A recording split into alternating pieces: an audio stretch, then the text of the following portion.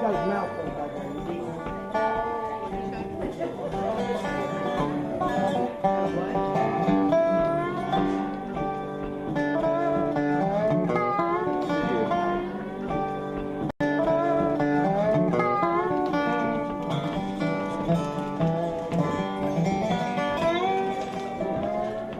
Actually, Gene and myself started about 1971, somewhere along there. I was about 18 years old, and the guitar player that we have. And at that time, we had a band called the Bluegrass Image. And it went on for 10, 12 years. And then I went with the Grand Ole Opry on tours and started traveling, and Gene quit for a while, and then we got back together. And actually, my wife played the bass for me for about 15 years. And now this band has been together 6, 7 years. This original band, Gene's been back with me a year and a half, 2 years now.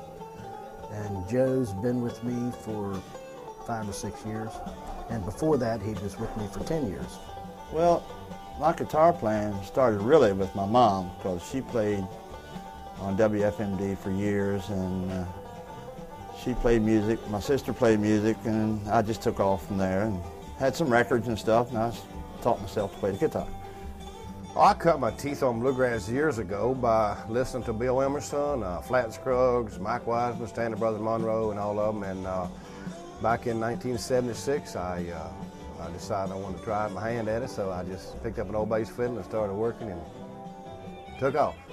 Actually, it was earlier this year, beginning of March. We went to Cabin Fever down around Hampton, Virginia, and I was just playing with everybody. You know, you just kind of walk around jamming with whoever, and I met Ernie that way, and he said, "I like your fiddle playing, boy. You interested in playing?" I found out he lives 15 minutes from my house. Never even knew the guy. So that's how I got hooked up with the band. This show is for a benefit for us. We're going to Nashville in September, and this is to help cover our expenses for the trip to Nashville. We got to be there 7 days, and hopefully, you know, we'll raise enough money for everything to be paid for. Every year we'll get down to the IBMA Nashville, or it's the Bluegrass Music Awards that does every year, and you know, see what we can do, see who we can impress.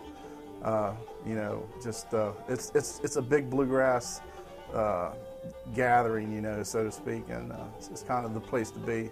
But if you're going to make it in bluegrass, you got to be in the IBMA, and you have to be down there to be with, you know, the people and that run the business, and that's it. And it is a business.